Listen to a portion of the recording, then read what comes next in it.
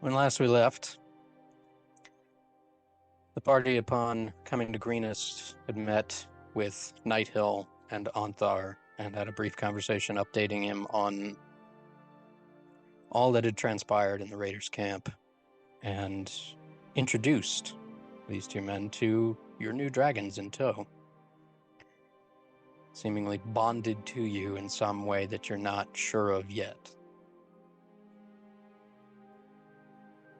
Not too far into a conversation in a tankard with Onthar at the tavern, you hear screaming and rush out and face more of these insect creatures that seem to carry with them some sort of disease.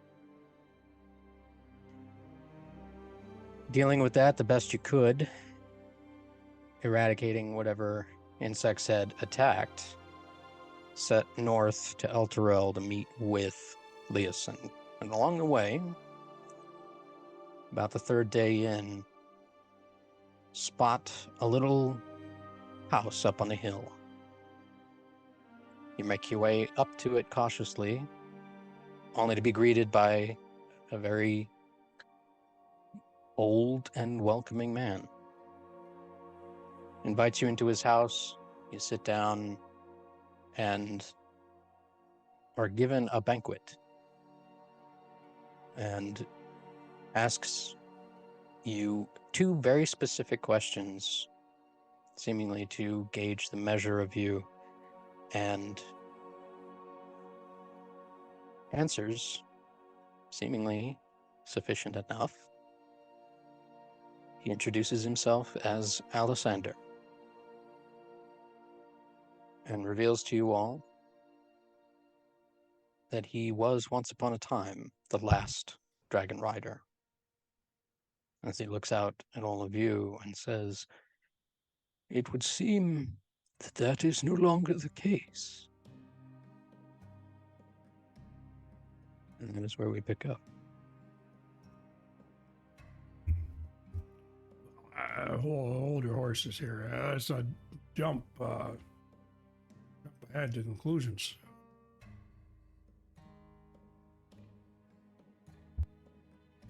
He looks over his glasses at you.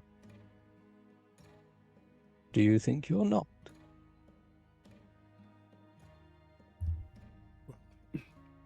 Honestly, I'm not until I am. Fair point. Nevertheless, you are all, I can tell, bonded to these dragons and they to you. He leans back in his chair. I take it you have questions. Fire away.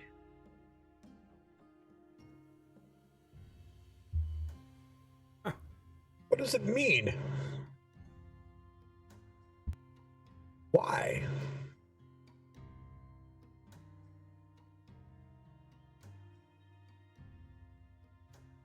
Why you?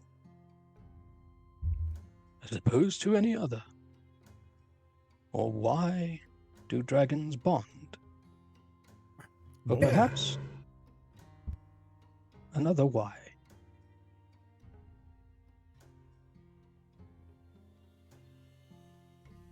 Just Why kind do of. they bond? Why do they bond? I mean, looks over at Ballastar. He's an amazing dragon. Why would he pick me? He looks to Valisnar. Would you care to answer the question?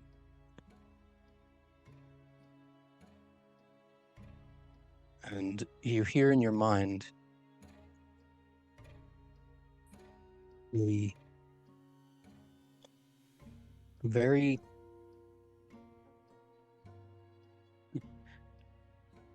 offhanded kind of response of, he was funny. And Alisander seems to hear that. Okay. You have your answer? Good enough for me.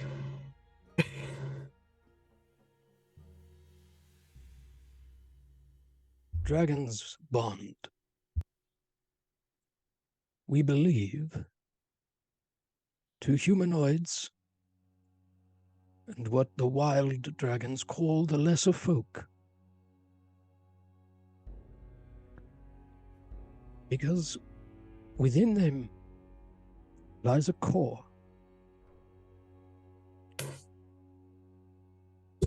This core has a name. The Draconis Fundamentum. This is where all of the dragon's magic and might come from. This one particular thing. And it is a thing inside them. This core absorbs the magic in the air all around us. But wild dragons lack a refinement in which bits of magic are absorbed.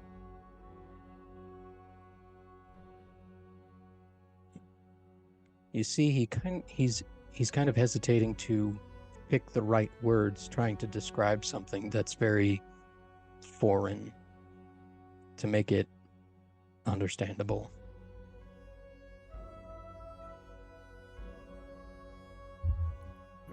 It's all right. Dumb it down.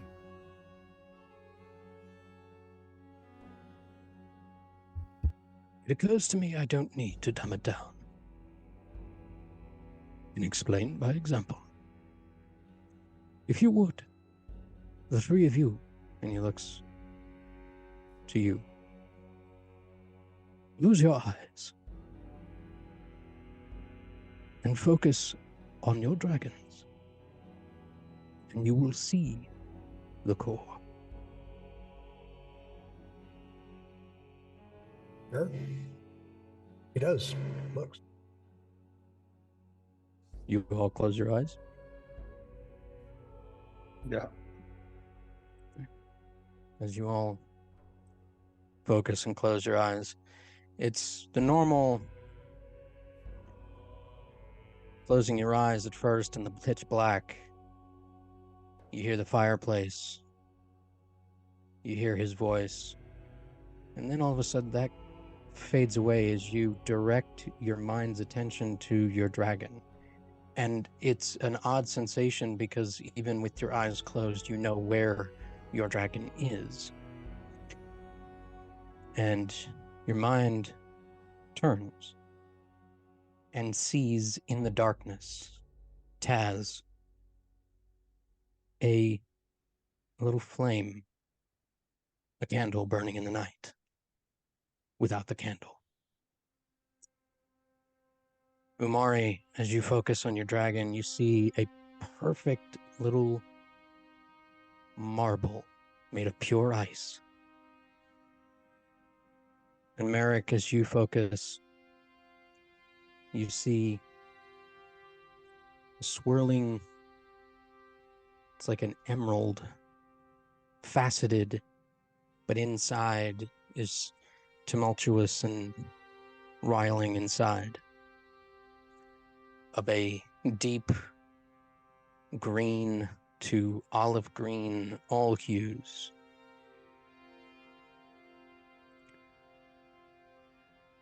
Now, bring yourself out and see more. Not really understanding what he means by this, you kind of lax your focus on the core and kind of look around with your eyes closed, and you see it. Little flecks, tiny flecks, all around, all different colors, like dust in light. These are motes of magic each of a different element. In wild dragons, these are absorbed into the core without discernment and replenish the core only when the magical element matches. For dragons, where fire is their primary source, fire motes are absorbed into the core and replenish. The others are impurities.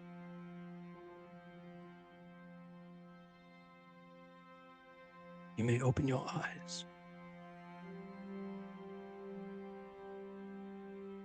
These impurities are why dragons bond. Humanoids have the ability to meditate on their dragon's core and pull these impurities like a blacksmith purifying an ingot. You also have the ability to find specific magical motes in the air, in your environment, and bring it to the core, thus expediting its growth and your dragon's growth.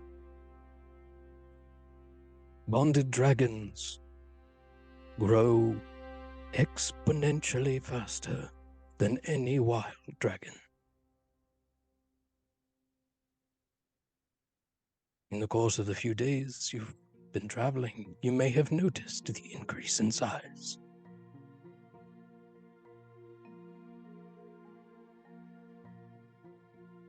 Eric's looking real close at Ballastar now. He seem bigger? Does.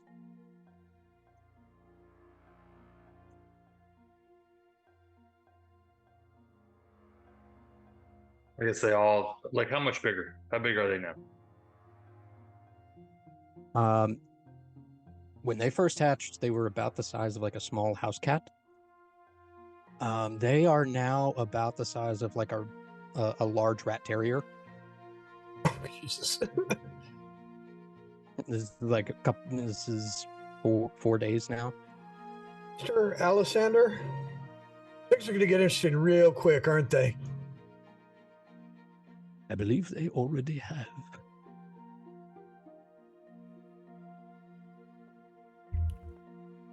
And these moats here you're talking about.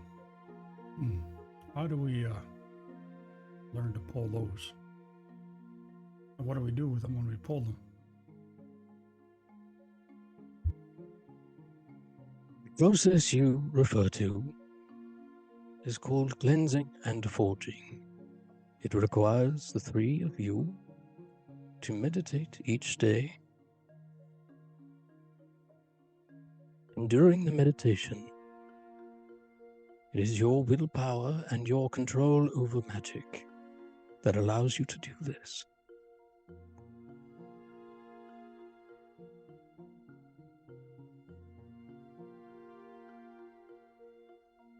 If you are asking me to do it with you now, I'm afraid our time is limited. I will meet you in Elturel when you are ready to leave. Very quickly. The purple bugs. What are they? Do you know? I'm worried. So am I. And he slowly stands up. Leaves the room.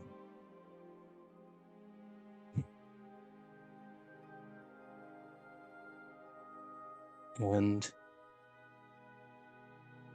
you hear him walking up the stairs, shuffling some things around. A few moments later, he comes back down. In his hand, he holds a glass jar. And in the glass jar, like a mason jar with a lid screwed onto it, is one of these little things, these little beetle purple bugs, just, and you can hear the pink on the glass as it's like lashing out and hitting it. And he just sits there calmly holding it. I believe you are referring to these. Takes it and very impressed. Look at Alexander, and then he's inspecting this thing, seeing it up close alive.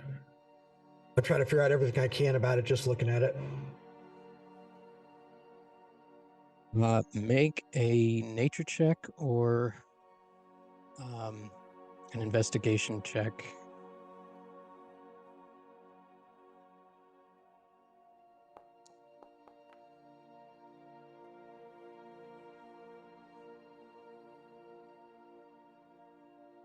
Just glancing at it, you pick up immediately that if it were part of this world, it has 6 legs.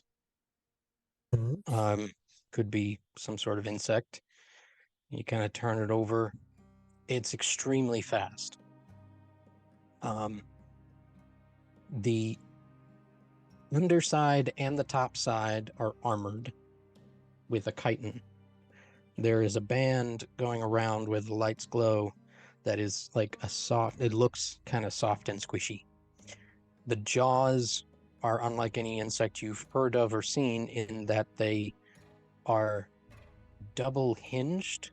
They're not pedipalps. They're not Right. like spider things, but they're actual jaws that drop down and disengage in the center.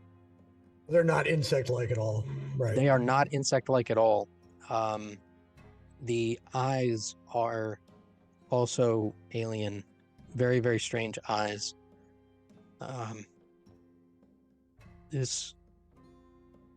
You don't see it glowing in this glass jar.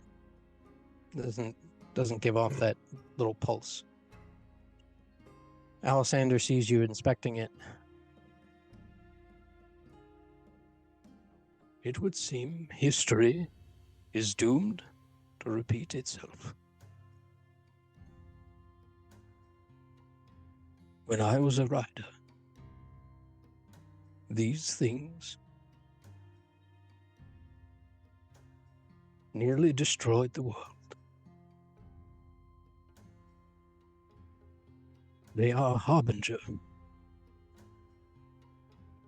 for what is to come.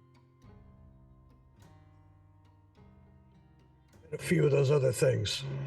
If it gets worse than that, I don't want to know.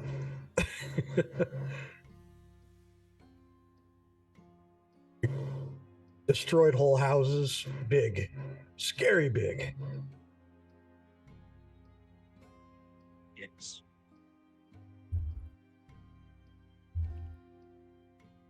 Fortunately, we could not learn much of them.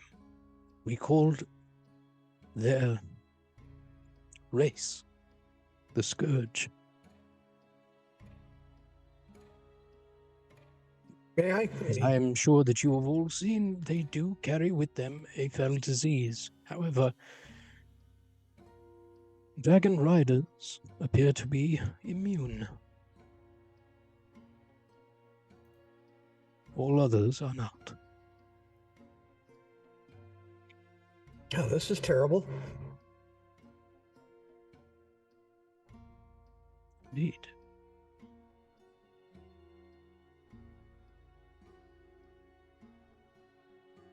That They just, stem. Go ahead. I was just gonna. Does he give Merrick this, or is he just showing Merrick this? He's just showing it to you. Okay. Throw it in my bag. Or at least he gave no indication of giving Yeah. it to you, but he didn't Right. say, you know. Casey's going to ask, he's like, there are plenty of these out in the grass. May I have this so I don't have to catch one? It is yours. Thank you. That particular creature is called a Vethrax. They are docile. When in single or no more than 10. Large swarms, however, can turn hostile to the living. Generally, these creatures feed on the dead.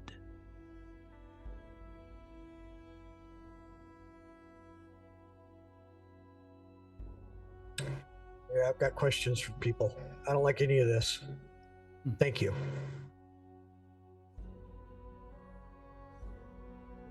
I did not mean to rush you, but the process you spoke of, Taz, requires many sessions. We have time for more questions. I got a question there. Didn't happen to see a dragon hanging around here when we showed up. Is yours on here somewhere?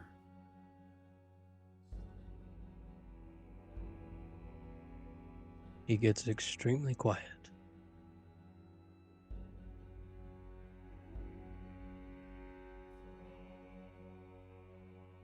My dragon died many years ago. And as fledgling riders and dragons, and he looks to the three, all of you, I give you this warning. It is the most important thing in the world. Your bond. This bond is no ordinary bond. Your very souls are now entwined. When one dies, there is every chance the other will die with them.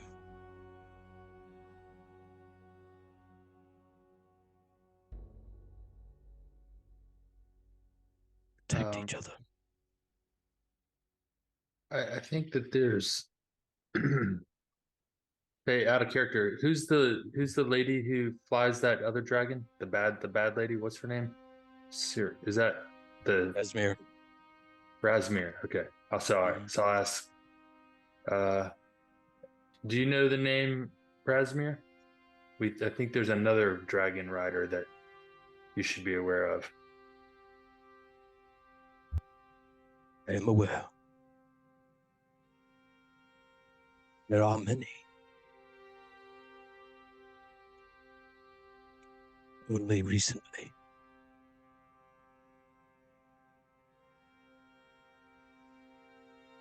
However, you three are the only that have bonded to a metallic dragon that I am aware of.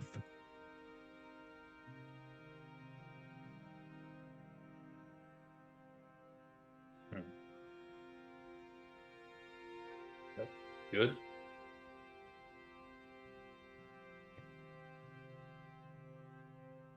Chromatic dragons are, by their very nature, evil. Blue, green, white, red, all of them. The metallics are their opposites. And by their very nature, good.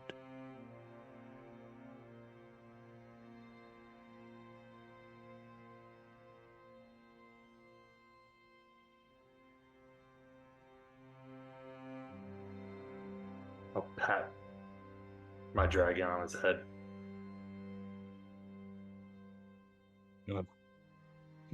Pushes up into it. You can see the beginnings of a little fin in the top.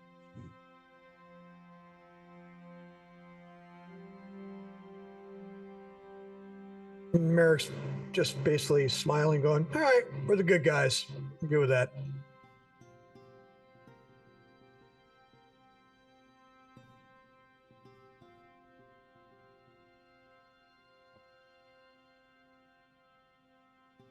Apologies if my question brought up any unpleasantness, but it was a question that was stirring in the back of my mind that needed answering, so thank you.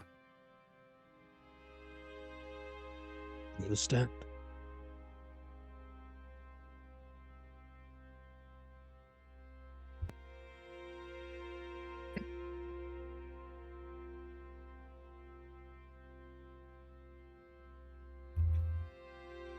Merrick wraps that thing carefully and tucks it away in his pack so that it's not likely to break unless something really bad happens. I have something here I was wondering if you could take a quick look at.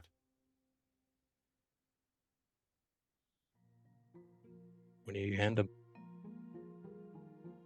Oh, The Daz, that letter. geomancy. Yeah. We translated with our scratches and scribbles. We He takes found it. this. The bad riders. flips.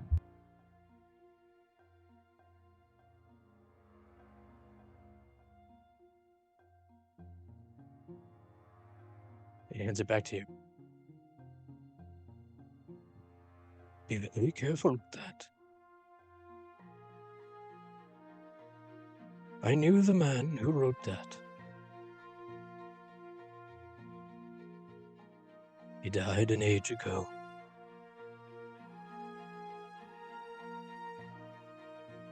He was a pioneer of sorts.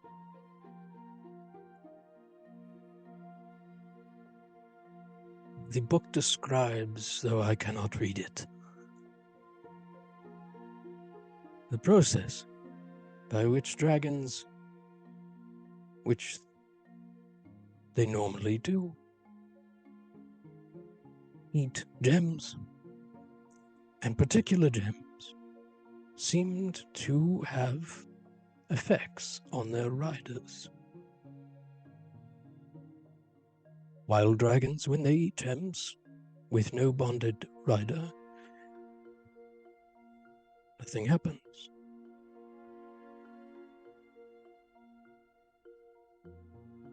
However, with a bonded rider, Philandra discovered potentially a new magic. Be careful who you show that to.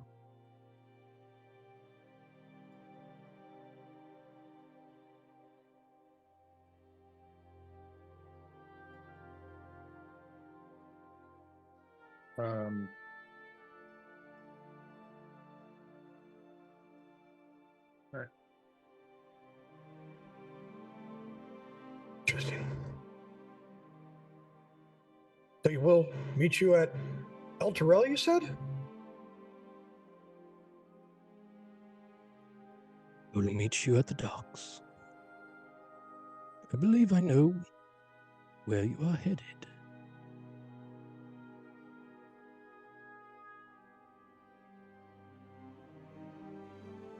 Meet with Leosin first. That knows all the stuff. All right. And Merrick actually says that out loud.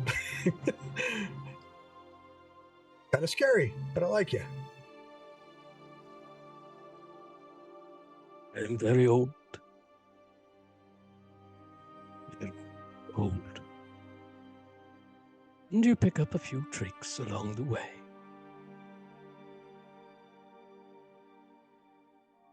Like this guy.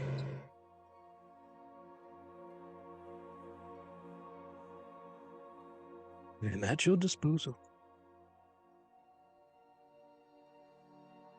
As I say, I am old. And there is a lot tucked in here. Eric's not real smart, but he really likes smart people. So he's just thrilled.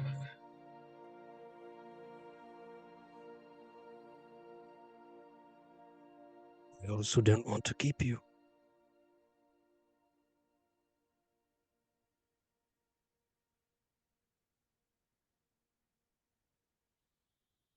Could you, Merrick, just like, taking a hint, he's just starting to pack up his gear. What little, if he had anything out, and gathering up Ballasnar.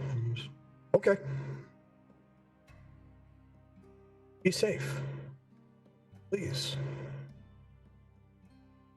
He stands up with you. Please.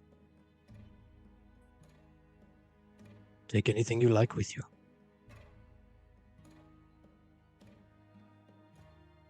Referring any motions to the table. Oh, the food? Yeah, I just load up as much food as I can carry.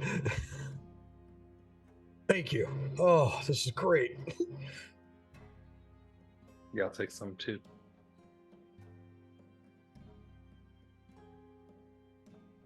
I picked the things that'll travel best without, theme. Maybe not. Of course. And easy enough for you to do. You know exactly what'll keep and Yeah. what should probably be eaten now. I'm walking so out with yeah, a face full of whatever has to be eaten now. I'm just stuffing it in. Yeah, so you guys can mark off 3 more day rations, 3 more rations on your sheets for those that are taking. And he walks you all to the door. As we're leaving, I'm going to turn around and say, one more question, if you don't mind. What color was your dragon? He stops and turns and looks at you slowly. He was gold.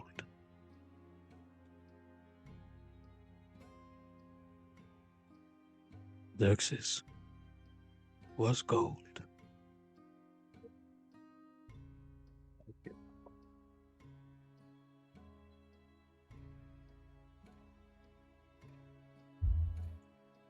He turns. Make a note of that name.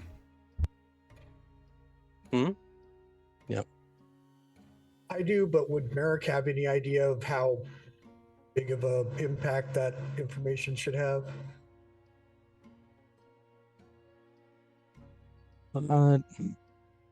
No. I mean, other than this old man. He wouldn't have any reason this, to. Okay, it's just hard to judge. Yeah. So. Yeah, I mean, you immediately get an image of this very old man riding this massive, majestic gold dragon. Yeah. Perfect. All right. Okay. I know where to run with it.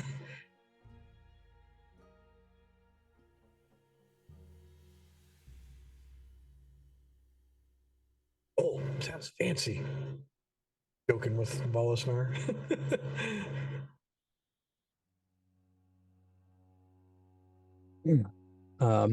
Give me 2 seconds.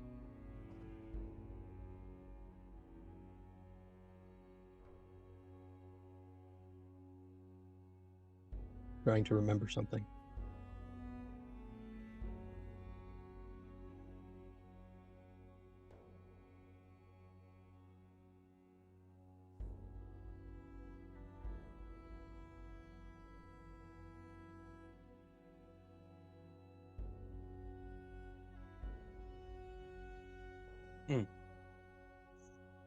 Thank you.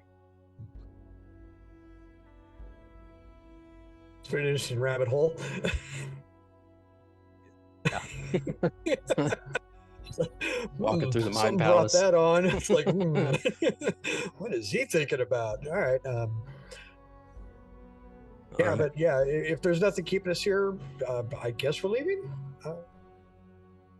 Because if we are, I'm watching this place as we leave, expecting it to just kind of vanish. Okay. As you all meet at the door, He stands with the door open and stands in the doorway, kind of stopping you all from leaving. He goes up the stairs, comes back down, holding things in his hands. And Taz, he comes up to you.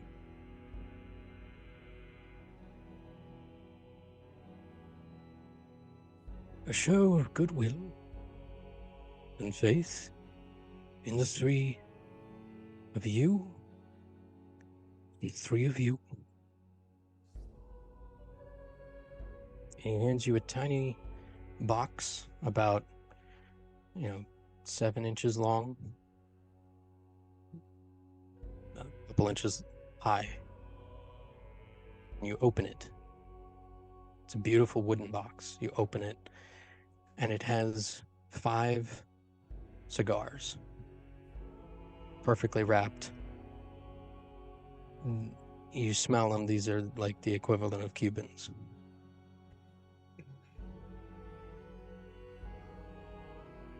He moves to you, Merrick, and pulls out a small leather pouch. This should keep anything you put in it, and it will not spoil. Oh. Eric's just thrilled looking. He turns to you, Umari.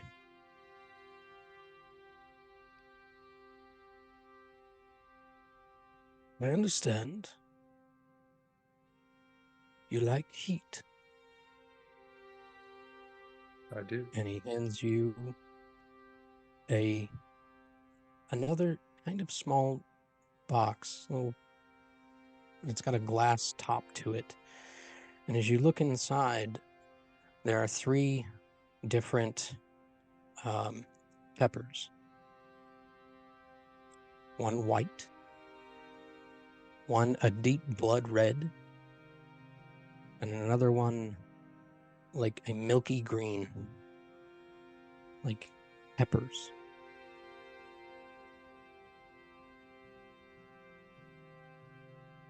When your need is great, take a bite yourself and give the other half to your dragon.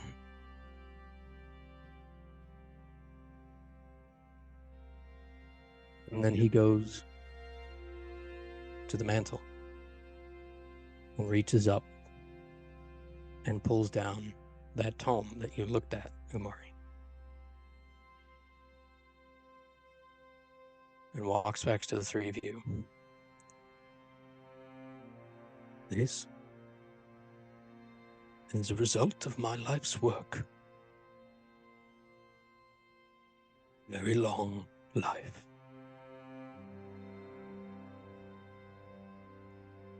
Take very good care of it. And I am sure you will find use for it. Better use than up on that mantle. Wow. And he hands you Duragal Ciencia.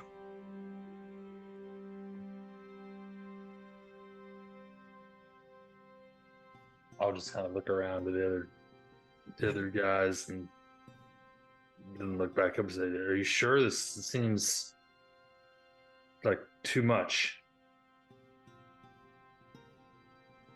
I'll read it. I have promise the you. rest of my collection to keep me company.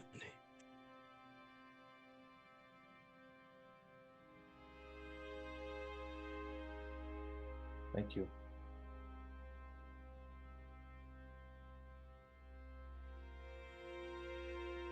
Do not thank me yet.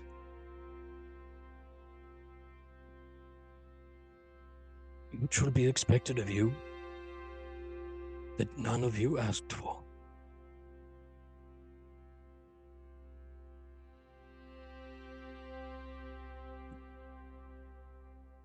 If things go as I expect,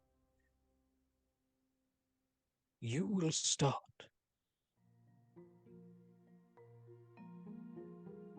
a whole new history that will finish what I started an eon ago.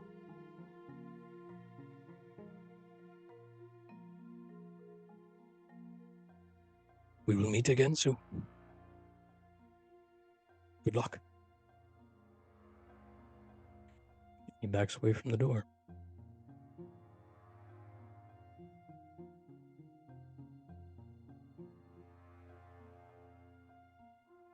Kind of gives him a nod and a thank you, and just heads out. As the three of you exit, he steps in front of the dragons.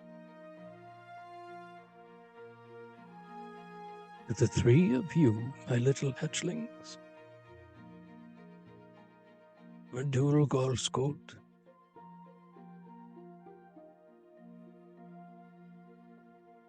you have no gifts to give that Mishra and Mother Earth have not already given you.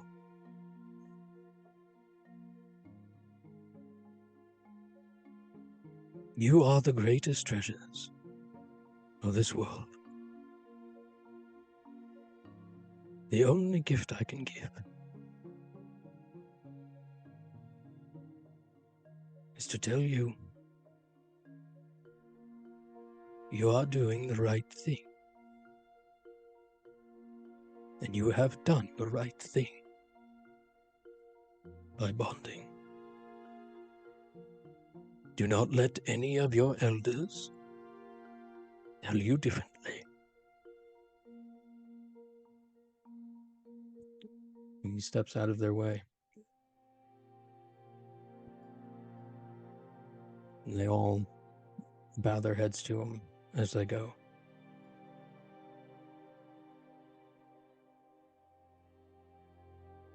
As you guys head back out on the road.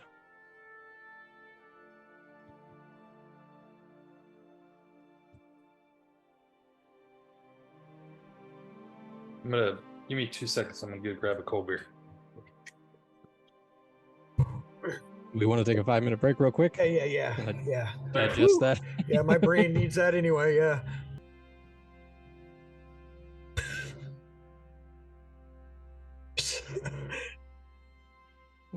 What? What are you laughing at? In chat, world's best cigars. Yeah. Yeah, make sure you add those things to your inventory. Eric, Umari, the peppers, the 3 peppers, and Merrick, it is essentially a pouch of colding. Yeah, it's. I know the item. It's when I forget what it is exactly, I'll drop it. Pouch of colding. All right. Yeah.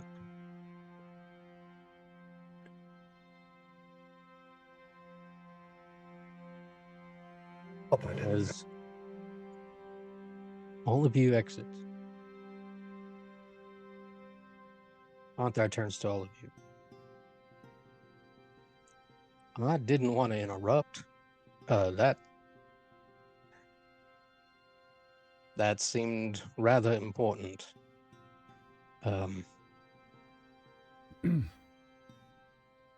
you mean? It's not every day that you don't meet a 0 Dragonrider? Sure.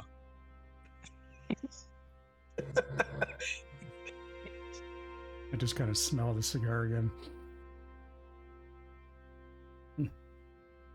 I can have one of those, right? Over my dragon's dead body. Fair enough. Shall we? He kind of stomps off. Merrick, as you saddle up and head out, you turn around, and it's a green field. There is no house. There is no shed. There are no crops. Exactly as And he you look expected. down, and your pouch of colding is there.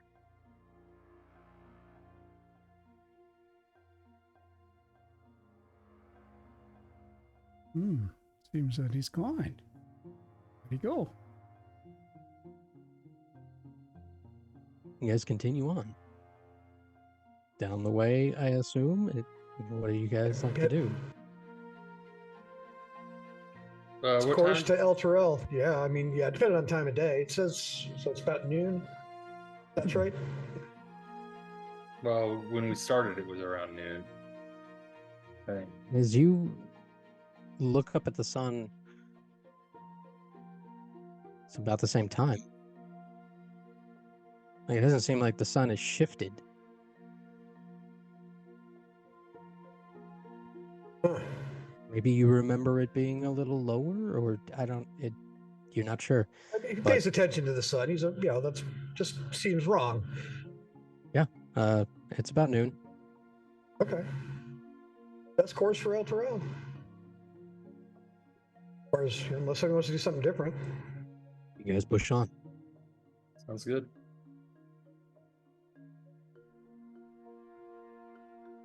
Like, everybody make perception checks. But of course.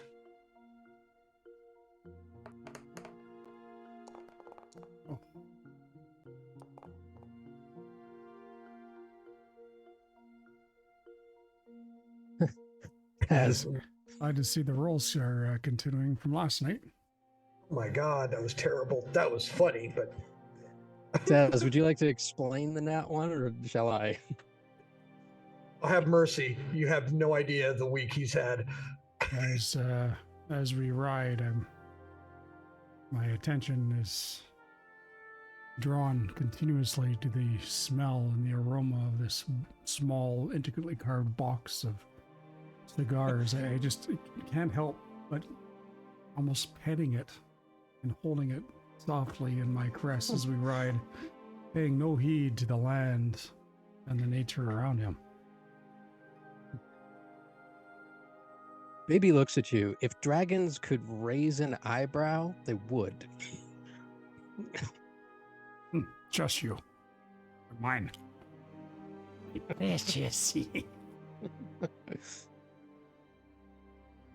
Oh, Umari, as you're keeping a vigilant watch around,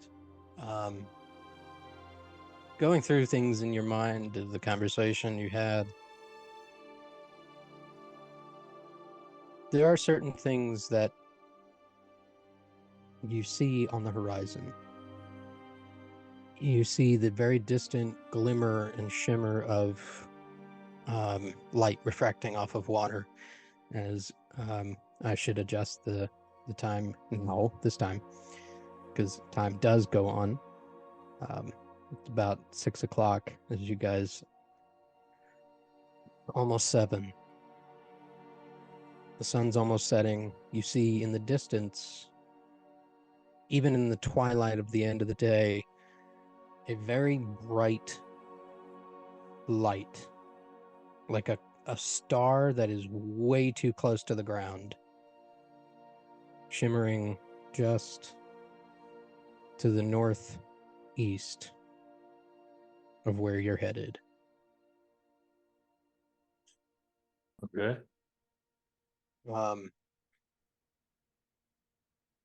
Not looking at the map, as in, like, you're not true north, you're directional north.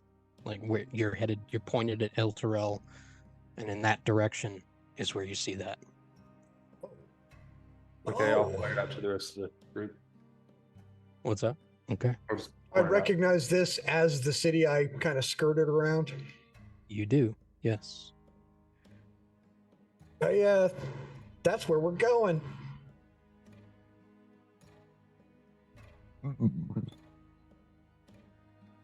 All right. As night descends, I'd like someone to roll a D100 for me, please. Now, do you want to roll low or high? Because if it's low, I'll do it.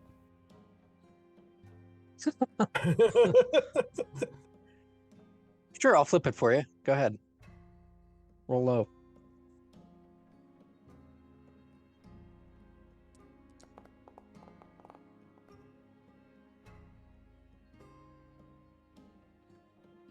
One, two, three shifts in the night. All is well. Umari, with that perception check, carried through the night and the vigilance you have, you don't see, you are confident. You don't see any purple glows. No little purple firelight anywhere.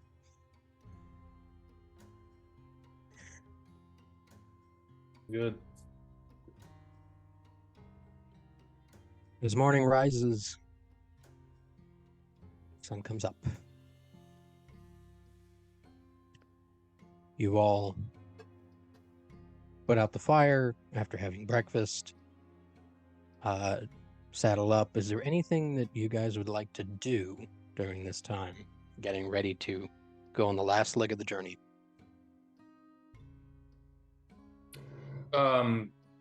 So in regards to the book, is that something that we need to, is it just on us as players to read that and know what's going on, or is it something that our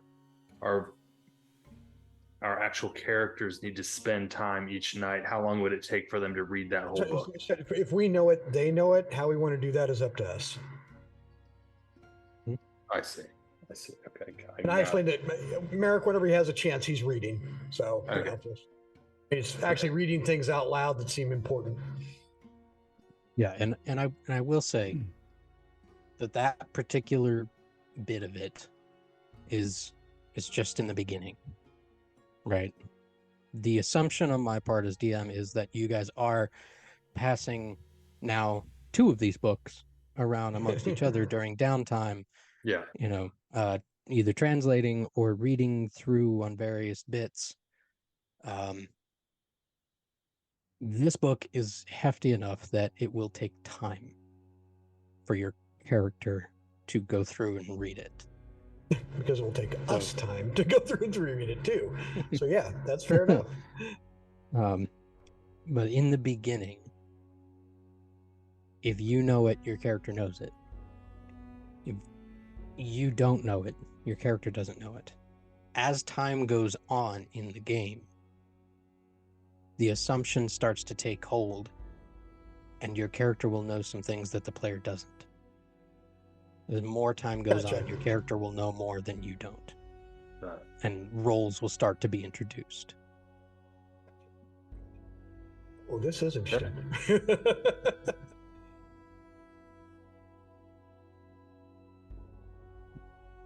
Basically,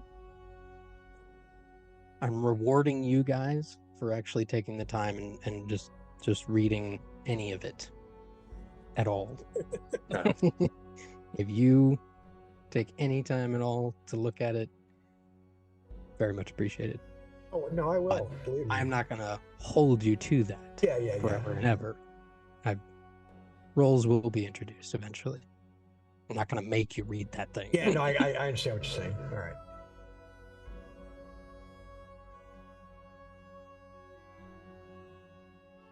So, is there anything that you guys would like to do as you're packing up, saddling up?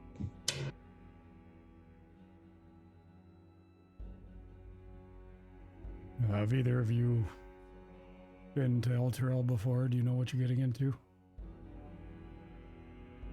Walked around it.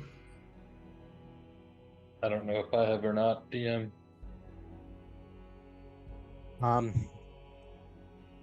I'd say you have seen it in the distance. You've been to, like, Scornoble. So on your way, you've seen it, but never been to it. Okay. Let's say you would have gone down, the tradeway down Scornoble and down to Greenest from there. Whereas Merrick kind of went a little bit more west around Elturel and across the river. I saw that thing and just kind of kept my distance, going, nope. Mhm.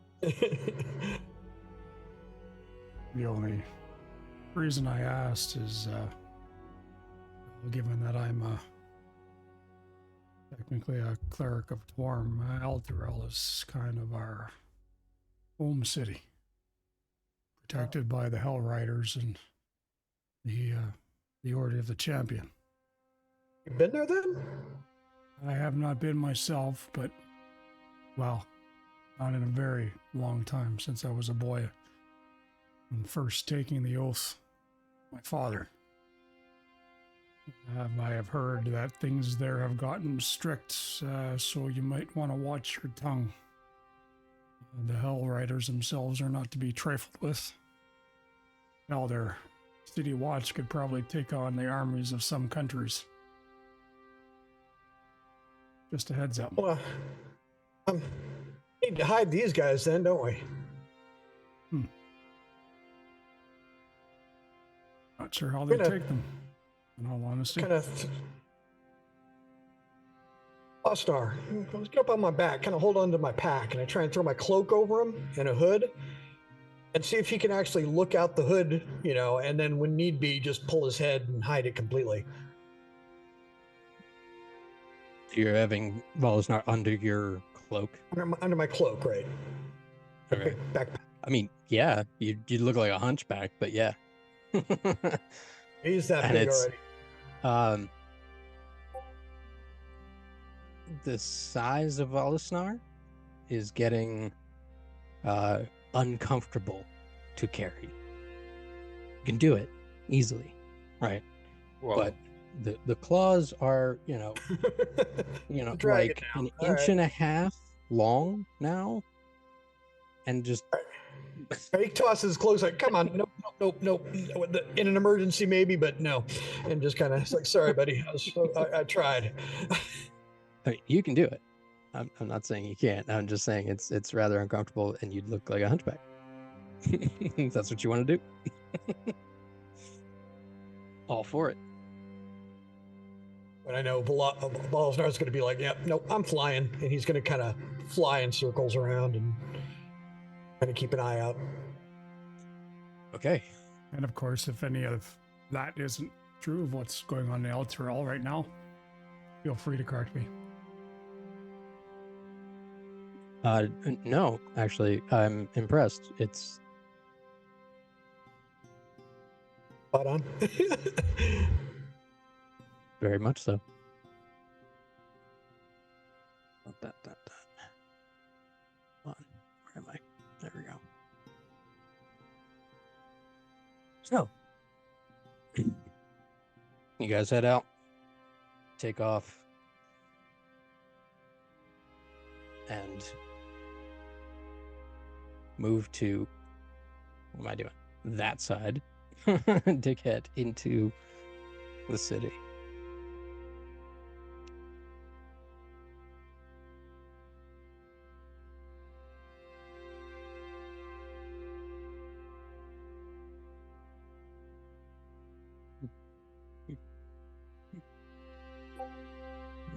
so it's morning now, or was it late morning or early morning?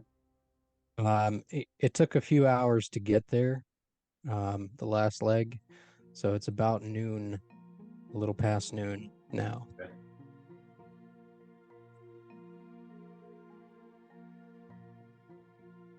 Right. Before he started, because when they got close, of course, Volusnar's going to land. Stay close, but what does he see before he lands? Volusnar? Yeah. He sees a very, very, very bright white light at the top of a tower, floating above it like an orb, a tiny sun. It takes a lap around, and as he looks, how high up is he going? Probably never more than about 100 feet. Okay. As he flies around, Merrick doesn't see any of this Right. until he comes back. And Volusnar can give like photo snapshot pictures Okay. a couple of things that he saw. But in Volusnar's mind, as he goes by, he sees all manner of villagers working in field. None of them seem to really pay much attention or mind. They maybe take him for a large crow or something. And this city is huge. Sprawling with a central garden running down the middle of it. And the river cuts into the land and is incorporated into the city. There is a waterfall in the center that runs down the middle of the garden and to the base of the tower. This waterfall is probably 100 feet tall. I mean, he has to kind of go up with the landscape to maintain the 100-foot distance. There is a massive keep, ringed, large stone walls. You see like blocks? No, it's soldiers. Like blocks of soldiers. Yeah. Marching. Like it takes Volusnar a second to like recognize what that is. Like seeing this little block of what are they doing kind of question crosses his mind. Humans marching together with spikes. He doesn't recognize it, but he just clocks it, and there's a couple of them throughout the city. That's about everything you gauge. A large dock. Huge wharf. Lots of fishing boats going in and out, all up and down the river. The river itself is probably 150 feet wide. It's pretty sizable river running down. Kind of run the basics to Taz, like military style. And that's how he thinks. And I'm like, and there's a lot of soldiers moving around this town.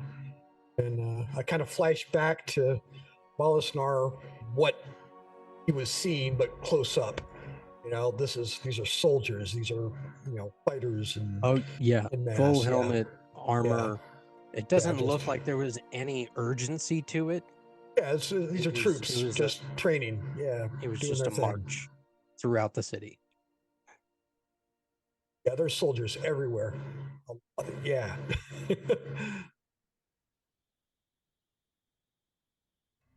Antar looks at you all, and particularly you, Taz, as you say all of this about Elturel.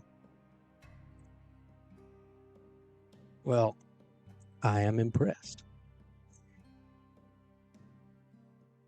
The Hell Riders are a major incorporation into Elturel's defenses. However, the Order of the Gauntlet is trying to curb their impetuousness. There's a little contention there, but we're all friends here.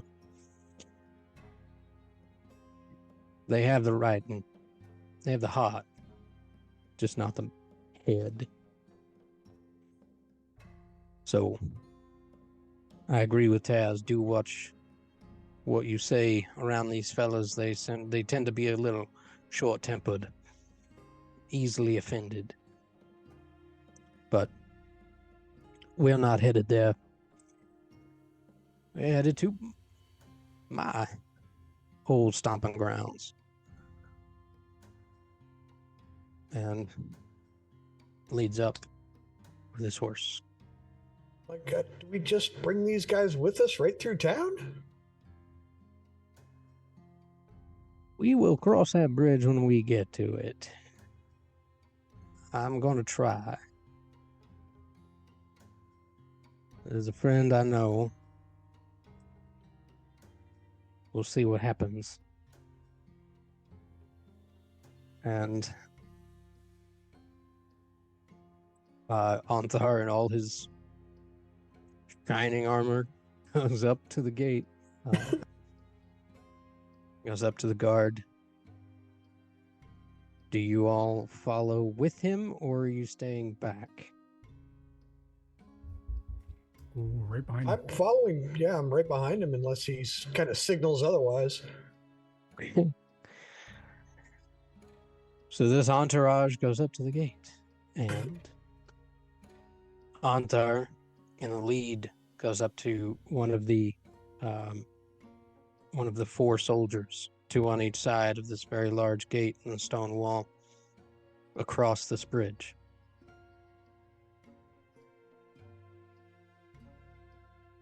He goes up to them and starts a kind of a hushed conversation with one of them. And you see a lot of like hand waving and like and then you catch it's fine. My friends here and I,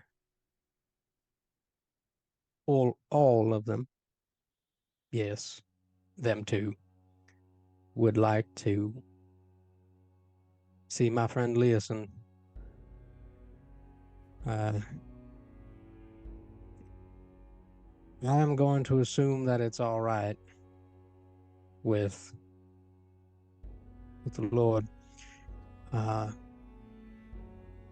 guards kind of look at him, look at the dragons, look at you guys, kind of like unsure, bouncing a little.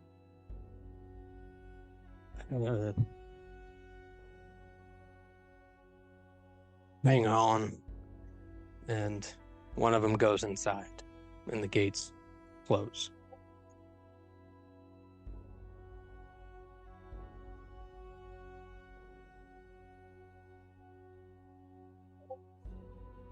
Anthar turns around and just looks at you all and just shrugs. Interesting.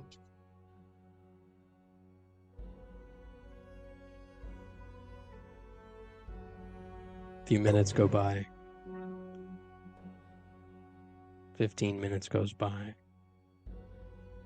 Half an hour goes by. Finally, the gates open, and the guard steps out. Her ladyship said that the people can come in, the dragons have to stay outside.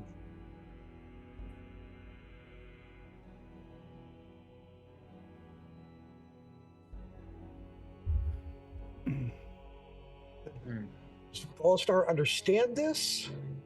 Or... Oh, yes. Okay, all right. And Can you he immediately get a feeling, all of you get an immediate feeling of offense. All 3 of you stick together now, baby.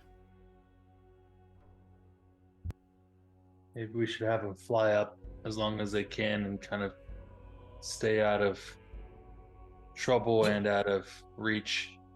Is there a tree anywhere near the gate? Or just anything? A stump, a big rock, anything. So, right at the gate, to the left, there is a stone wall that, like a large cliff, raises up about 50 feet or so.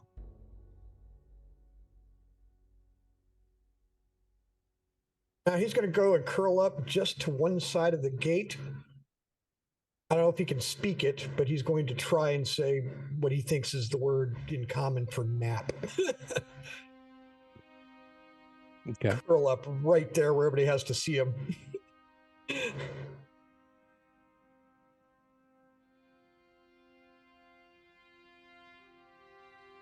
And Merrick is going to take out a bunch of meat and toss it at him so they can all watch him eat. He ravenous, dives in. tearing. Yeah, you know. Ramari, you get a sense from Lafoten that of understanding the position these guards are in, but still feeling like pissed off that he's being treated like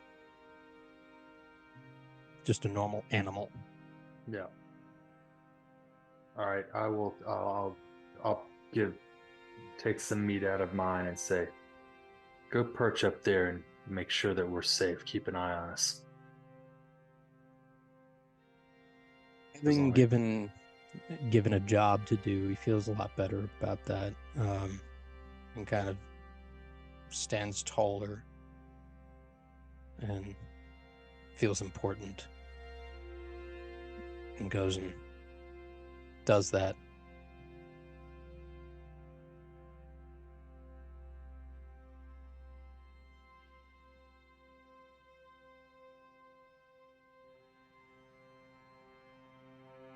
Taz, do you take baby in?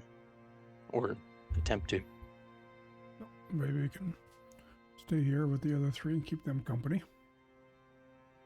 She likes to talk, so maybe they can talk amongst themselves.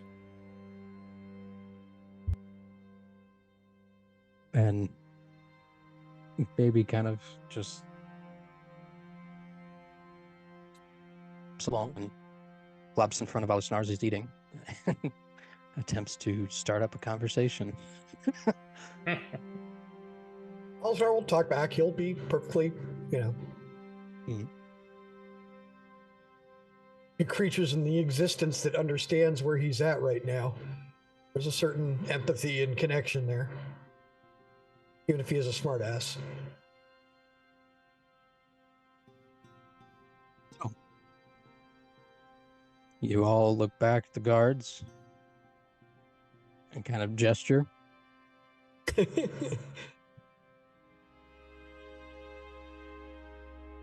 And the guards are very, very perplexed. They don't understand. And it's evident on their faces. And they all look at Anthar. One of them pipes up. How the hell did they get him to do that? They're dragons. They can't. You don't tell dragons what to do. And Anthar just, never mind, son. Just let us in. Do not, without their permission. Let me be very clear. They are not animals. Do not pet them without their permission. That is the only advice I will give you. The gates open and you all push into the city of Elturel. And what opens is a sprawling city filled with all manner of people from many walks of life. Mostly humans, dwarves, the occasional halfling. You do see like one tiefling, but mostly humans, dwarves, halflings. The city is bustling, people are moving around. There are barkers, there are places to go, things to do, people to see. Anthar turns to the rest of you and says, well, I am parched. I'm going to hit the tavern first before I meet up with Master Leosin. Sounding idea. Lead on. Oh, you're coming with. I was going to offer free reign. Go about the city, do as you will. Oh, And we can connect up later, or we can head there now. It's entirely up to you, folks, how you want to handle today. If any provisions you need, this city will probably have it. Do need some arrows. Shooting a lot of them off lately. Oh, just tell us where to meet you. We'll catch up later. We do need to at least clean up a little bit. Perhaps stable our horses and find a place called Yeah. home. Got to be a road tavern right near the entrance, I would think. Something. So you guys head where I am pinging. Antar points you in that direction. Said, "There's a place to drink over in the bazaar. It's a large building. There's another one right next to it. There's a place to sleep next to it, and horses and stables and all that kind of thing on the other side of the city. But the inn and the tavern have a place to stall horses until you can get them over to the stables. So I'm gonna get myself a drink." You guys head out to where he points out. Eric's looking around because this is probably his first big city. And it is massive. As you come into this central area, it is filled with like the streamers with the flags on it hanging from across the way. There's like an old maypole. There's a couple of places that have stalls for spices and fish and all sorts of things. This is where vendors just pop up and sell whatever.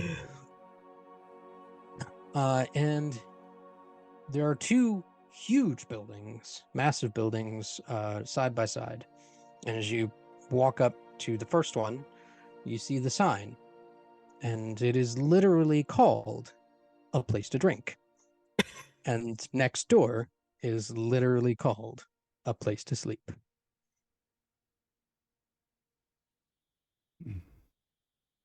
This is all fine and dandy, but right now I really need just a place to shit. Let's go. Presumably they have that, and Well, I'm assuming we're staying here for a while, so we could go ahead and get our rooms and then yeah, that's the place to stay, and we can take a little bio break and then figure out what our next steps are.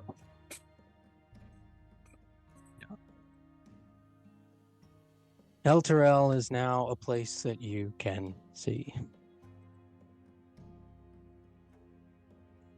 crazy big. You can see all of the shops, all of the stuff. You can buy things, spend your money as you will. There it is. All right. As we go about the story. So let's take our 15-minute break. 15? 10. Yeah. You guys walk into place to drink here on the western edge of Elturel.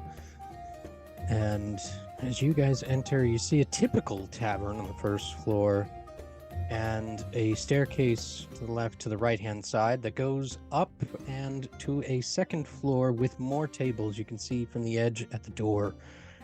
Immediately as you walk in, the most salient things to your eyes are three things.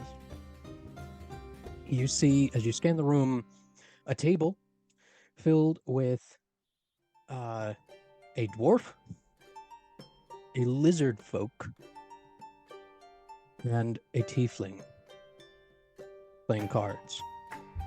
The lizard folk and the tiefling catch your eye. You also see on the right-hand side a woman wearing long, beautiful, stately robes, holding a dagger, throwing it at a dartboard.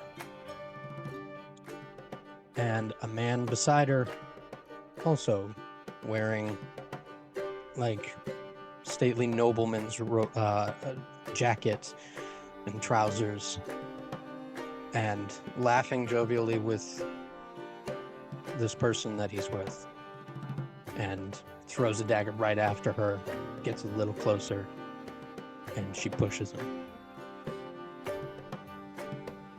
Seems very odd given the very common folk attire in the rest of this tavern. And the third thing that catches your eye is one man wearing the robes of the FCS, running around frantically. Frantic. Short hair, the typical light blue robe that the tail end of the jacket, the trench coat, disappears and fades into nothing. The same magical trench coat. He's running around, going to this table and pleading with people at this table, and then pleading at this table, and runs and is just like rubbing his head and has no idea what to do, where to go. Hi. I'm just gonna beeline right to him. Hey, what's up, buddy? What do you for us? You go to him too, Taz? Yep. Okay. So as you all go in, I'm please help. Anyone. I don't care who it is. Anyone. I need some.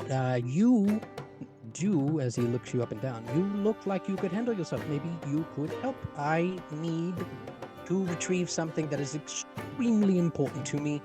Perhaps you are familiar with the stones that we commonly use to identify people. I misplaced it. Oh. Need it back. Please. Anyone. I don't care. I would send a 12-year-old after it if they could do it. I am desperate. I'll look for it, but you're gonna owe me a big favor. Anything within reason, of course. Not a jerk. Last point, you saw it. Wonderful. Funny thing. It's just at a graveyard. No. Just a graveyard. Well, the issue being What's that? the issue of you going to get it at the graveyard. It's the graveyard is guarded. It's a graveyard.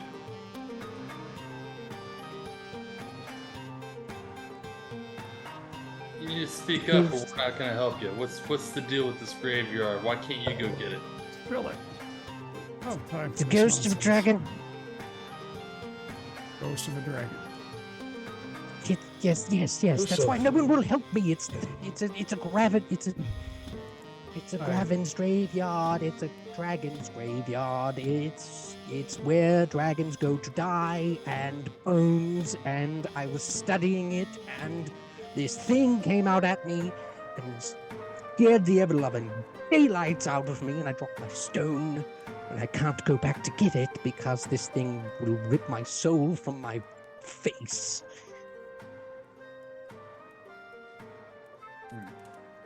No one will go. I turn and walk away and grab a seat at a table. on the No, other no, side. please. You please, can it's- talk to them. I'm getting something to drink. Please.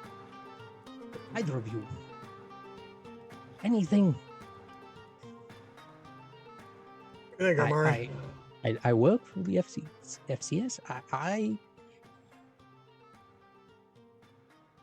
I can get you anywhere in the world instantly. One time, I can pull this favor once, I can do it. I'm down. Anywhere in the world. I'm So down. we have to be here, and then you can send us somewhere, anywhere in the world, or is that how it works? Oh, no. I as long as I am with you, anywhere you need to go, I just take you there. But probably don't want to stay with us for the rest of your life. How do we get a hold of you?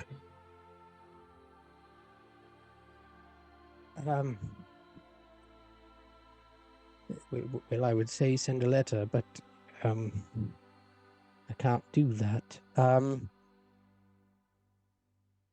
He fishes in his pocket, in a pouch on his side. I normally only give one of these to someone else in the FCS, but in this particular case, as I am desperate, this is the other half of a sending stone. Send me a message. I have the other half. I will get it. Okay. Can we just got into town. Can you give us a little bit of time to settle in here and have a drink, and then we'll help you find your thingamajig? I don't think it's Yes, going anywhere. absolutely. Let me know when you are ready, and I will take you there. It is not too far from the city. Thank you so much. Did you happen to ask that tiefling and that other guy if they would help you? I'm curious if they said what they said. Oh, Valerie and Sessith, yes. Oh, you know them. The lizard folk and Yeah. the tiefling, yes. They said no. Don't talk to them. They're mean people, and I don't like them. Thanks for the information. Of course. Thank you so much for helping. Please, I will stay right here. You can find me anytime. I don't want to go anywhere. Sounds good. Although, if you are going to leave, do let me know so that I can leave. If you're staying in the city, then you'll know where to find me, sort of thing. Yeah. Well, take your time. And he hurries off to the bar, grabs a giant tankard, and goes and sits at a table and just breathes a sigh of relief.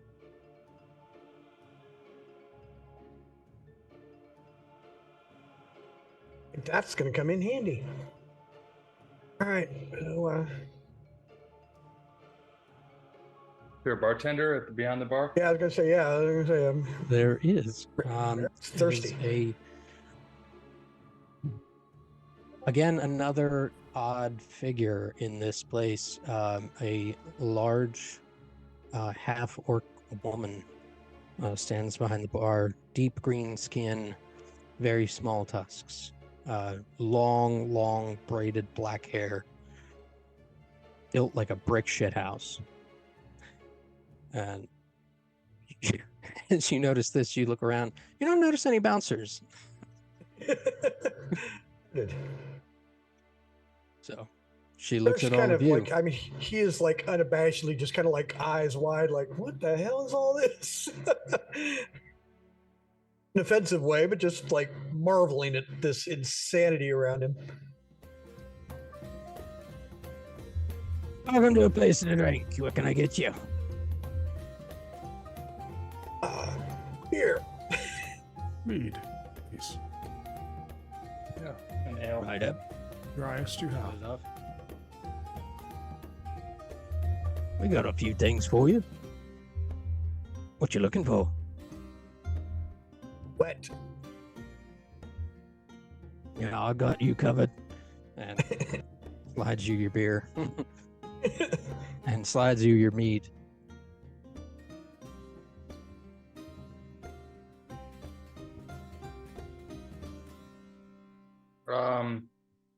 So we've never been here before. What's your name?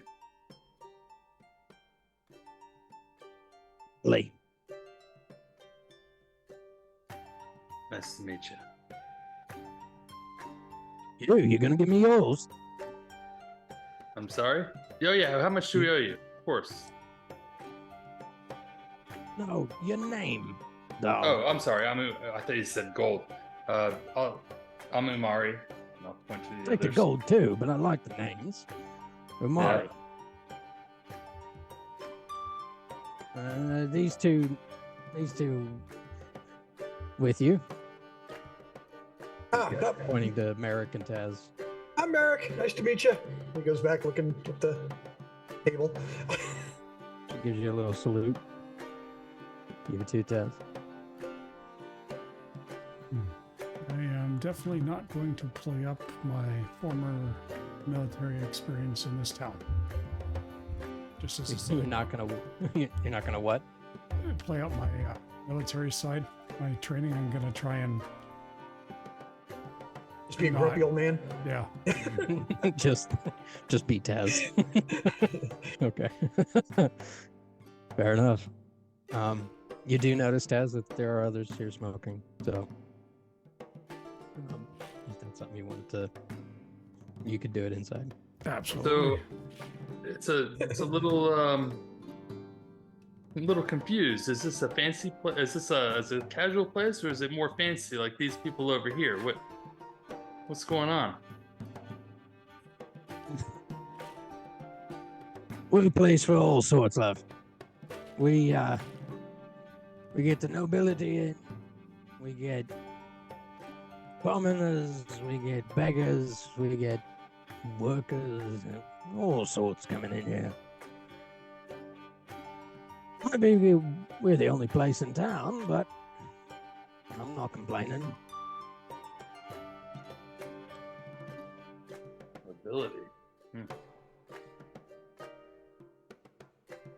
The Eric place does like to go upstairs, visit. they usually like to hang out. Every once in a while, a big wig will come in and rent out the whole upstairs space and block it off, and the rest of us get stuck down here. But other than that, place is open to everyone.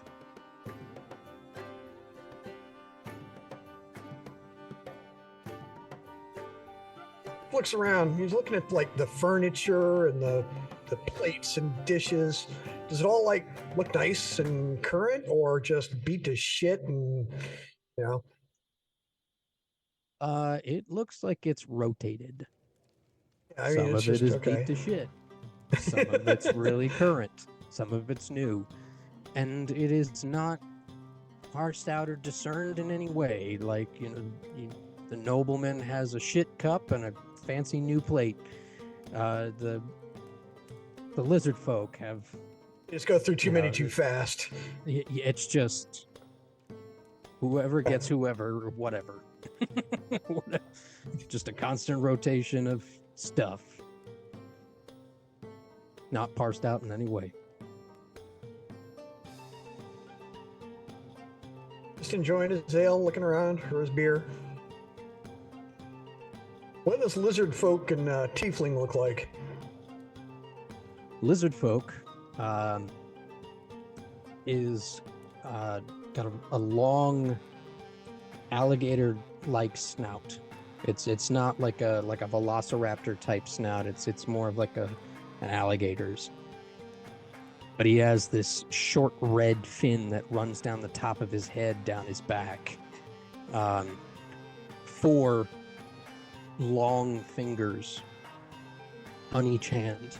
Not like he's missing a finger, but just his hand only has 4 fingers. Right. His feet are bare and webbed. He has scars all across him.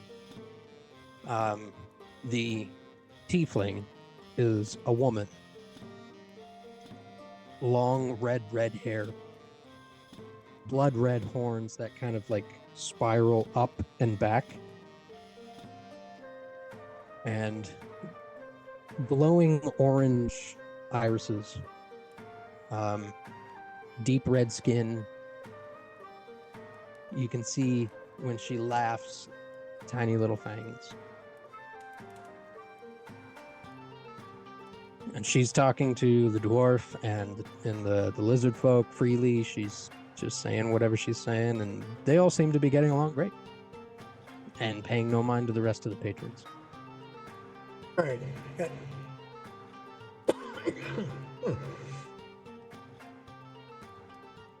And he's just looking for anybody else interested in the crowd. But if not, he's probably going to end up just kind of halfway staring at that table, just watching them.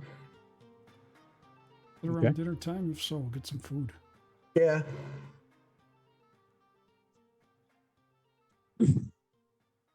Okay. You order some food. What do you want from the kitchens?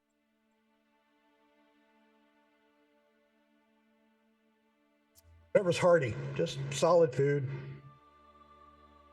If you Guys- open your in journals, there's a journal for a place to drink with a list of the things that they offer, drinks and food. I picked up And some, you guys can tell her what you want and pay for lobster it. and the tomato cream, please.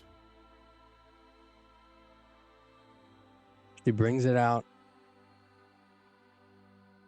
and you see Taz has in front of him a lobster with a side bowl of this creamy whipped substance, garnished, and it's a very, very nice plate.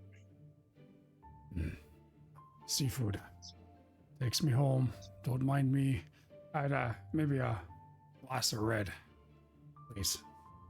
And it's gonna be cigar in one hand, lobster in the other, dipping, eating, smoking, drinking. See an absurd Rinse, amount repeat. Rinse and repeat. Just enjoying. You see an absurd amount of food coming out from Merrick. He's hungry. So Don't care if he finishes it or not. He's just gonna eat.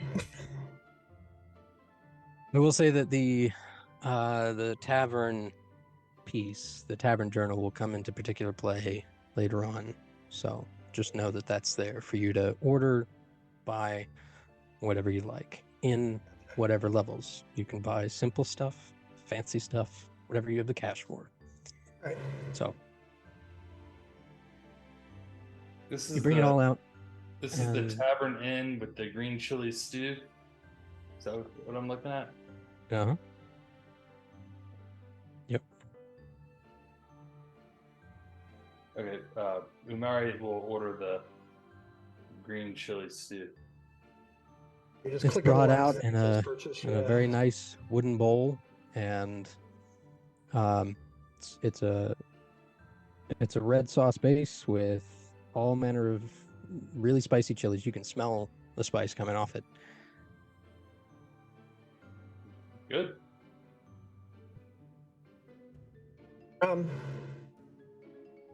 I go through my. I reach out to Velocinar, and I kind of picture the biggest meat dishes here. What do you want, buddy?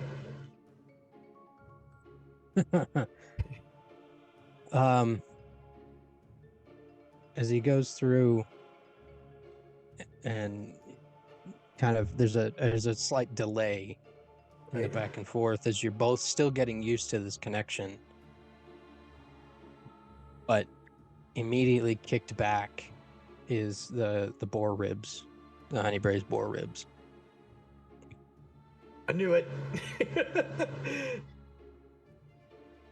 He asked for have the boar ribs thrown in a box, The rock of lamb. back or whatever. Okay. Where are you guys seeing all this fancy food? All I see is the. We got the special menu.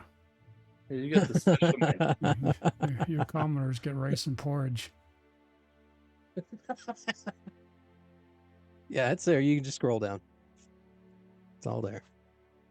Make sure you click on a place to drink and not a place to sleep. Yeah, that's where you pay for your rooms too, by the way. This is a more automated way to, you don't have to worry about Oh, deducting money or cash. It just takes it for you. Just watch your quantities. I think some of the stuff I bought disappeared off the menu because it only had one listed, maybe. Mm-hmm. It's the one that I ordered is gone. They do only have so many ingredients to make so many Okay, of these alright, dishes. I bought all the food out from India. Just empty them out. Empty out the kitchen. So, you guys have your food brought. And as you're sitting there enjoying your meal, enjoying the drink, taking a moment to just enjoy the peace that you guys have not felt in a very long time. And the relaxation and civilization. As you're eating, the bonds feel that same weird sense of refreshment, that same weird sense of something in your core coming back as you're eating this and drinking and relaxing. So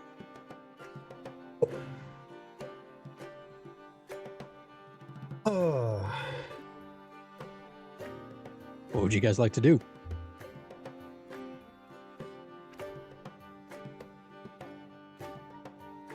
Looks to Taz. Alright, what do we do? I will say, not to maybe about an hour goes by before Anthar shows up Okay. and walks in. So you guys have about an hour to do as you're eating and drinking, talk amongst yourselves, whatever. Hey guys, before bed, try that what is it called? You know, the magic dusty stuff. Try that. I think we're gonna need to know how to do that. Oh, you mean meditating? Yeah.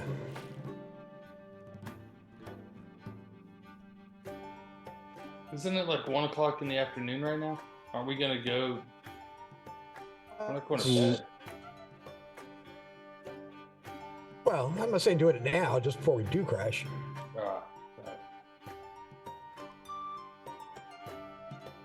Yeah, it's a let's see, you got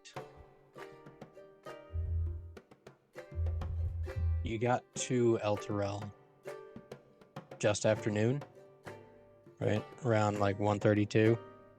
So it's about And had a drink. about ate, four. so It's about 4 o'clock now. Go at the gate. Yep. I say we wait on him and see what he's got to say, and then we can figure out what we're doing next, because we gotta see if we go to that graveyard at some point. So, but let's see where Okay. it falls on the priority list. Some Okay. point I have to get over to the or I should get over to the High Hall of Elturel and pay my respects to Torm. Were there any shops nearby?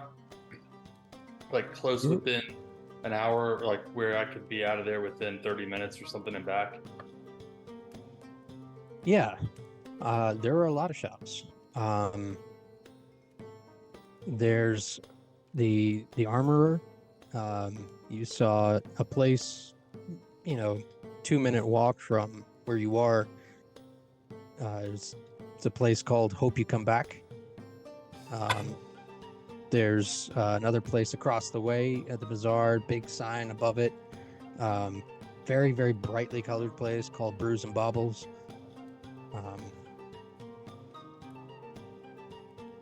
That's what you saw coming in. You did see, no, that's about what you saw just coming in directly, going right to a place to drink. So, hey guys, what's the plan?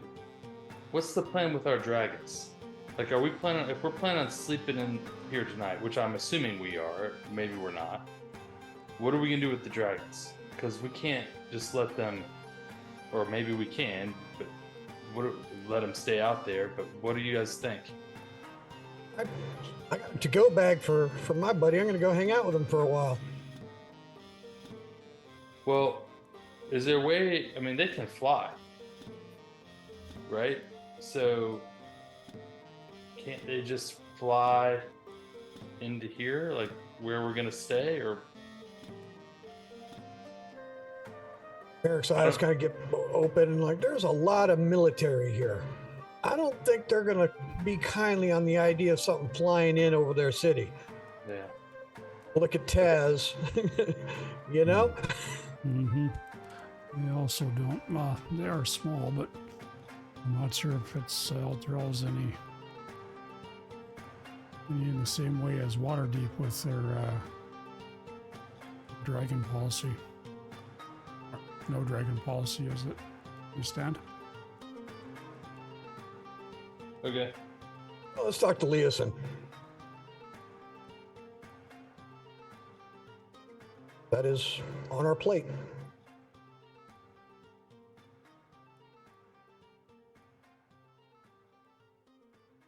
Okay. Seems most likely to have an answer, and that's an immediate thing. And we're supposed to talk to him. That's why we're here, you know?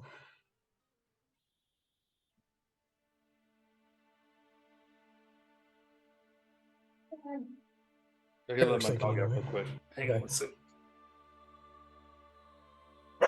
Wait for Yeah, no Eric problem. to come back real quick.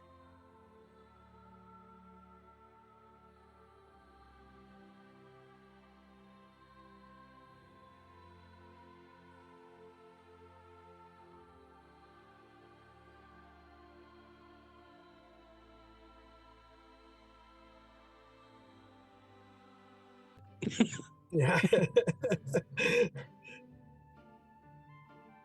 Oh my goodness. Okay. So, All right.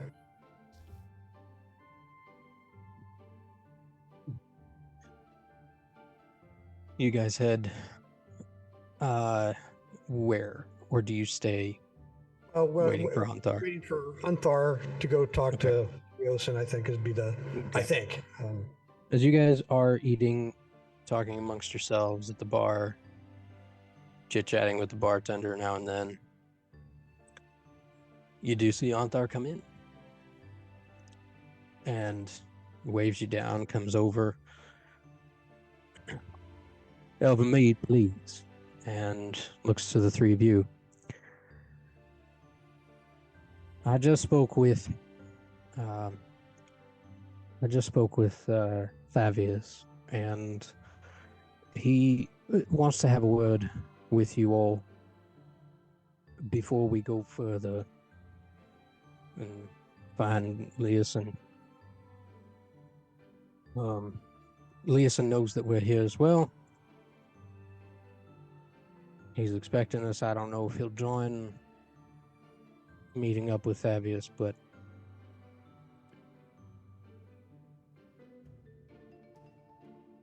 seeing the confused looks on your faces, he says,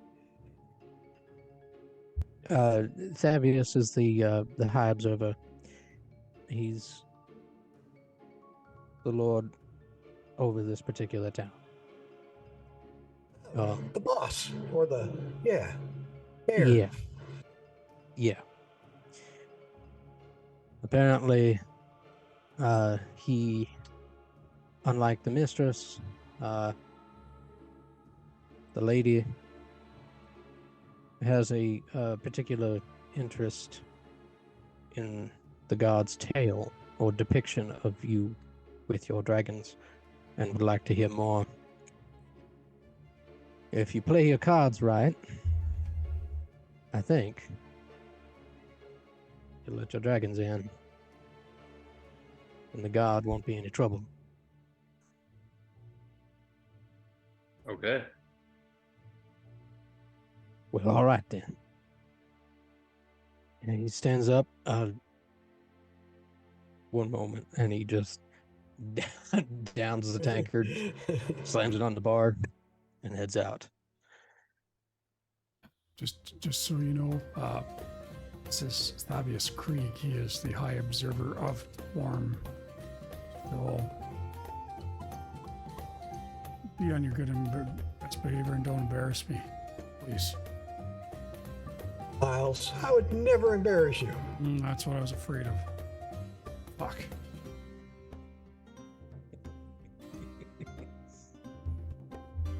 Well, better have another. Finish my pint. His face and until lobster. directed otherwise. Yeah. Tearing up this food. He is hungry. Okay. You all follow Anthar. He leads you out and down. That's not what I'm trying to do. Thank you. Thank you. Lead you out and down around the city, uphill as the cliff gets smaller and smaller. You're getting higher and higher in this town, and leads you up and around. You pass another shop, Umari. You see a small wooden sign hanging out from a building, kind of a shield shape called Razor's Edge. You pass that and keep going. And head to the keep. Guards standing at the gate in resplendent armor, full face helmets with wings on their on the sides. You see huge pauldrons that kind of feather out, and long flowing capes, standing there with giant pikes. And as Anthar approaches, they slam their spikes twice, and the gates go up. Anthar leads you inside. These walls to this keep are a good 25, 30 feet high. As you pass through the gate, you get a general estimate they're about 1.5 feet thick. The keep inside is a little bit bigger than the keep at Greenest. For all the splendor and grandeur of the city, the size of the keep is kind of disproportionate. You'd expect it to be much bigger, but it's not. Leads you inside and to a big open foyer with giant stained glass windows leading up the walls, letting all manner of color flow into the room. A large red carpet, and at the end sits a throne. Behind the throne is a massive, massive statue. Taz, you recognize immediately as the god of Torm, sorry. I was thinking of Fabius.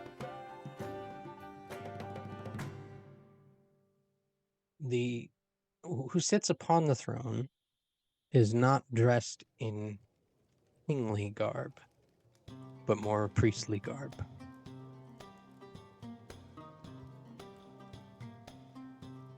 He is an older man, short but super thick and fluffy white beard, long shoulder-length white hair, sits on the throne, kind of lean back one arm on the chair, just waiting for the four of you to approach.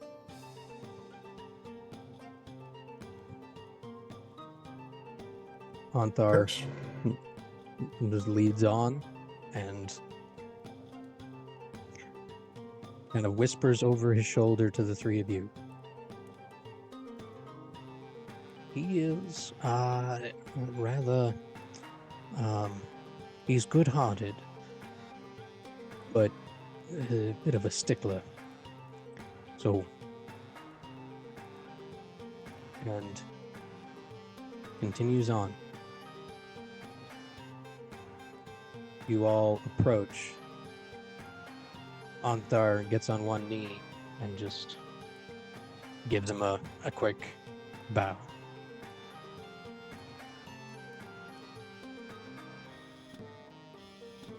Seeing this, Merrick kind of gives this awkward bow because he doesn't really know how to do those sorts of things.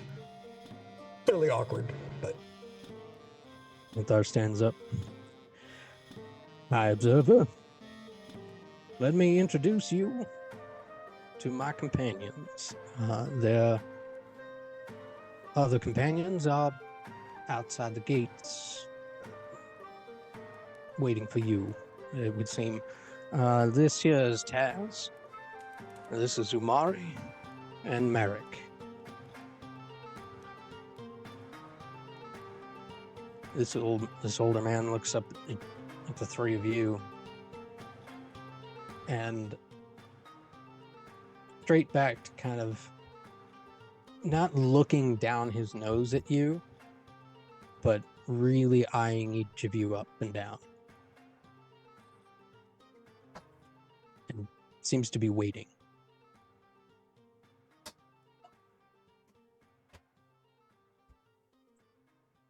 Waiting. Mm-hmm. we're asked to come here from Greenest.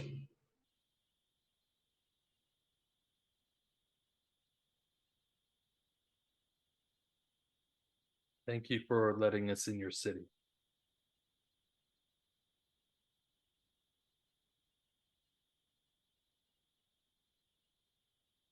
I hear you, Priest of Tom.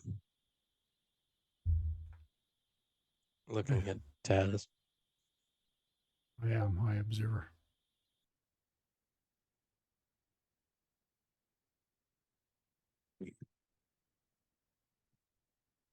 I also hear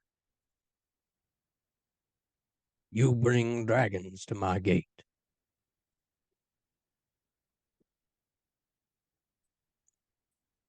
But they are not hostile.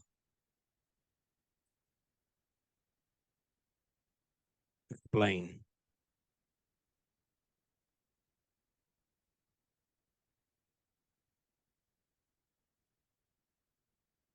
Taz, explain, because I don't know how to explain it. That they are, sir.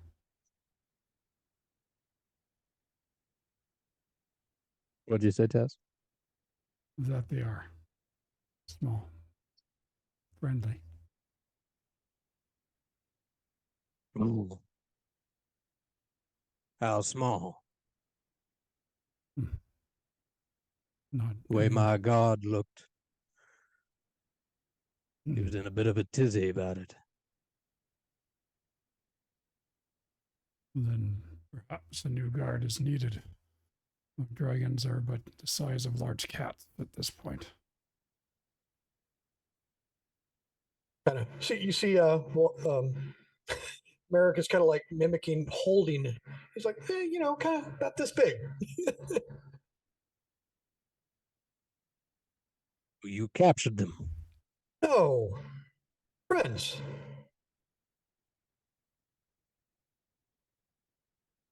Do you take me for a fool? Assuredly, no. I am a man of the forest, and I'm terrible with formalities. But no, this place is amazing. I just am telling you what I know. If I may, sir, they speak the truth. These dragons have traveled with them from Greenest and have nearly laid a claw on me and have spoken to me several times. I've had some quite interesting conversations with all three of them.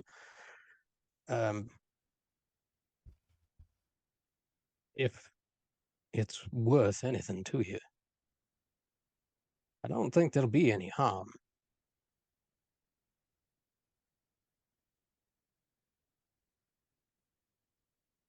Your words always mean something to me, Antar. If you say they're not hostile, bring them in. Right here. I want to see them. I want to meet them.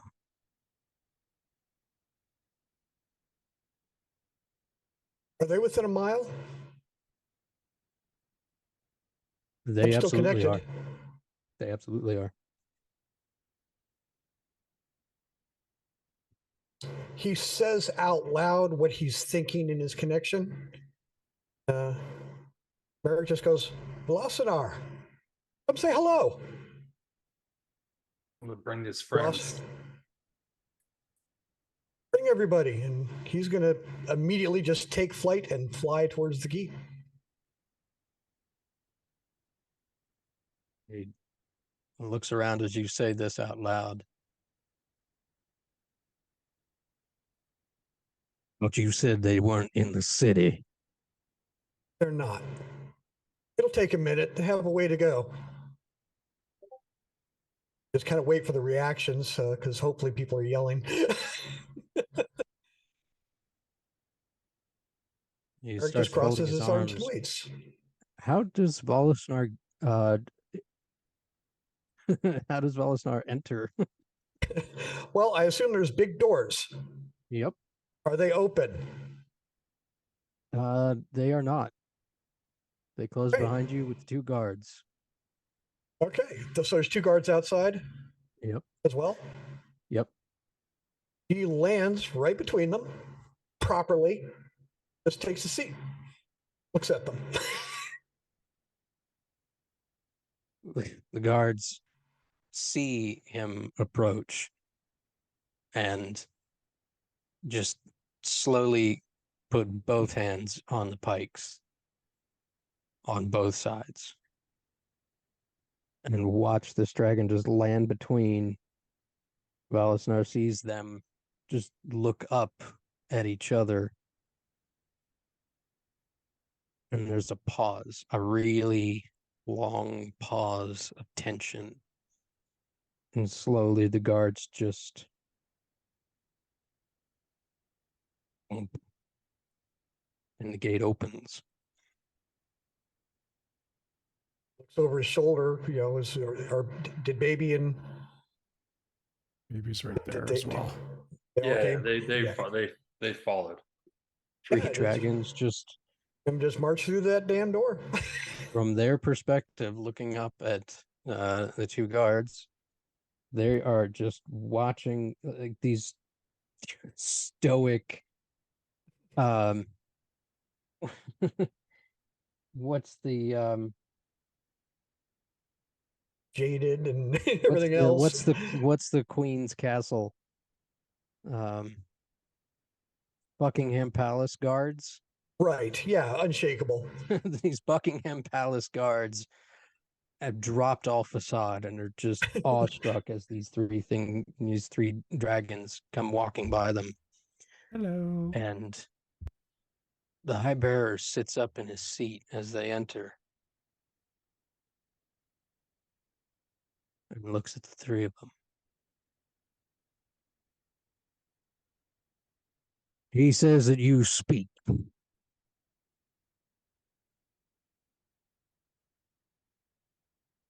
Well, of course we Three speak. dragons. Looks over it and looks at baby. You're the talker. How else would we have a conversation? I'd love to talk. Would you like to talk about something? Why are you here? For starters, you see that Thaddeus looks very uncomfortable, but he's holding his own. Why? Why are we here? Yes.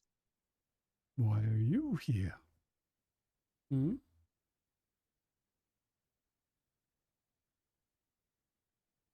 A question with a question. That's something we'll have to think about, I think. Why are we here? That is a very, very interesting question. I don't think I could answer that right now. Of course, I'm only 5 days old, so. I'm not interested in philosophy. Though you have proven a point. I'm interested in the answer to the question, why are you 3 dragons here with them? The Foden will step up. We wouldn't be anywhere else without them. We are them. And he'll look up at Umari. They're our friends. We're friends. He looks at the dragons, he looks at the 3 of you.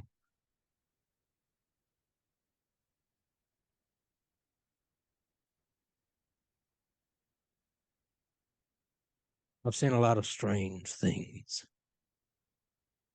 in my time. This is by far the strangest thing I have ever seen.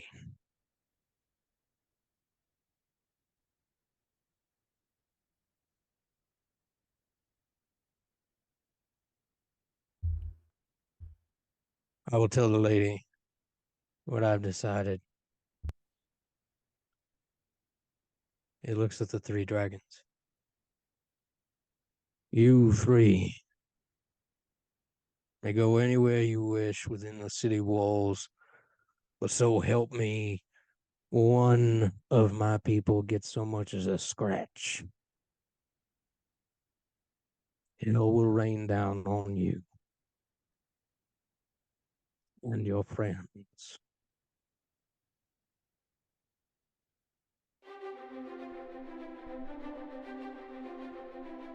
Welcome to Elturel.